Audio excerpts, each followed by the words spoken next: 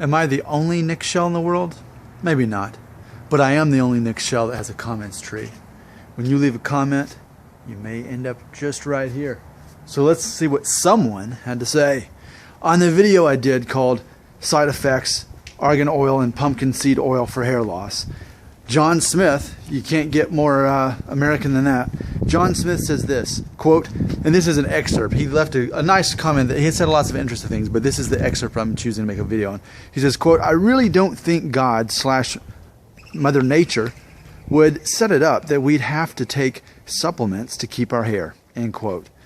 You know what? I easily agree with that, and I like the way it was worded there. I mean, you know, because yeah, we're recognizing God as the creator. At the same time, nature plays into this too, and so I'm thinking, well, what my initial thought, as he talks about, you shouldn't have to take all these supplements. Let's consider too where supplements come from, or particularly in my situation, you know, I'm swallowing the capsules of the pumpkin seed oil, and I'm putting the oil from the rosemary on my head.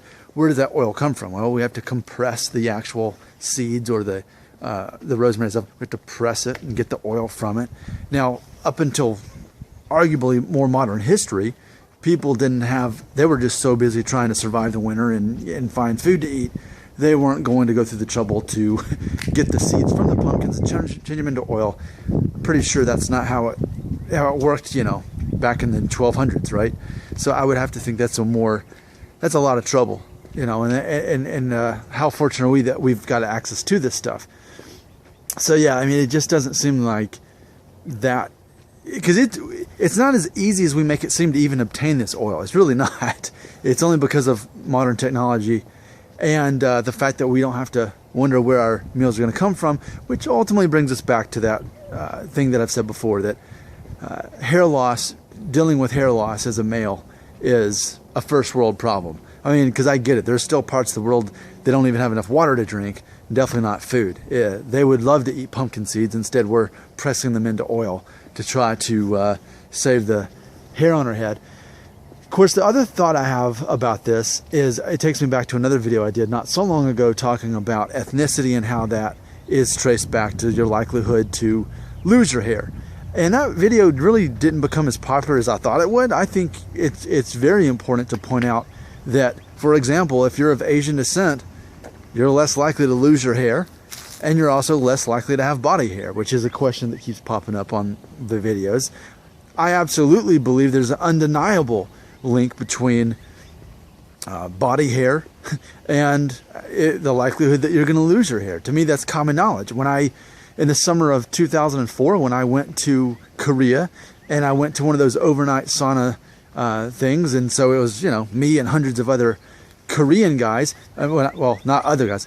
They were other guys. They were naked. I was too, but I'm not Korean.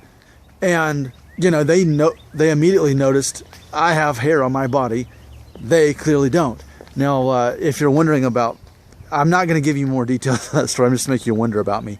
But if you want to learn the story, just go on my YouTube channel, type in Korean spa, and it should pull up the story. But if that's all you want to know about the story, and you just want to think, wow, this guy's really weird, I wish I wouldn't have subscribed to him, I'll let you think that too.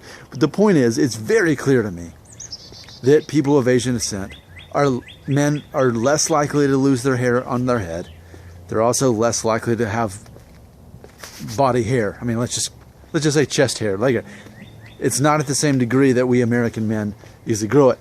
To me, there's very obvious things. So taking this back to, you know, God and Mother Nature and the likelihood of having, you know, how that relates. I scared those birds. One just almost died as it crashed in that window.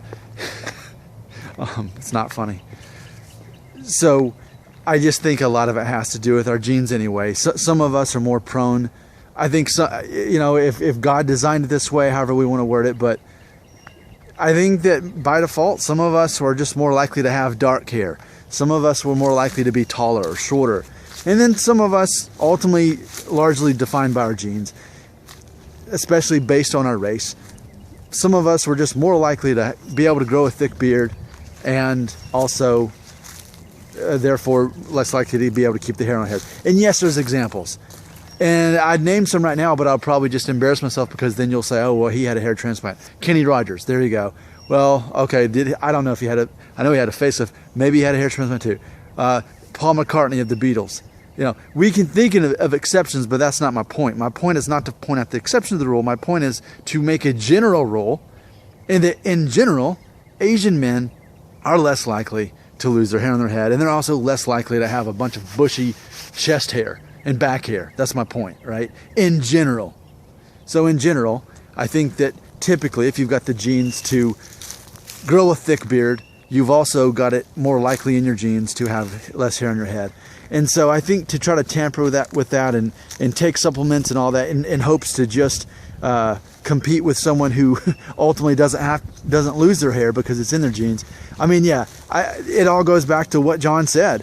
I really don't think God or Mother Nature set it up that we need to take supplements to keep our hair. I mean, yeah, and you can take that quote however you want it. The way I take it is, I mean, sure, I'm trying the oil and we're going to experiment with that. But ultimately, it just kind of seems like we're fighting nature anyway.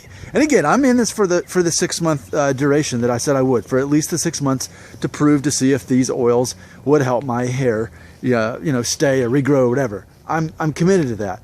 But ultimately, you know that in every time I make an update on the video, I ultimately say, I'm a doubting Thomas on this. I don't really, if it works, that's awesome. But I care more about proving to the world it does or does not work more than I do about the part about keeping my hair. I've already made peace with losing my hair, so that's not the deal.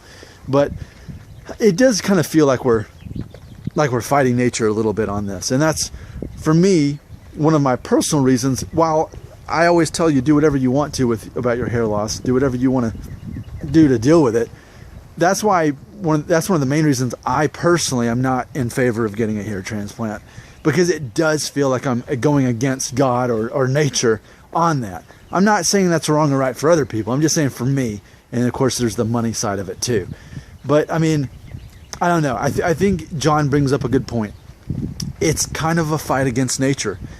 If certain of us were just destined to lose our hair, then I kind of get to the point where I'm like, yeah, so be it. And people who are new to my channel always make that mistake and say I'm obsessed over my hair loss, and they don't get it. I'm talking to a crowd who is largely obsessed over this, so I'm trying to provide content for everyone and looking at this from all perspectives. But I think at the core of my beliefs is exactly what John said, that God or Mother Nature did not set it up that we would have to.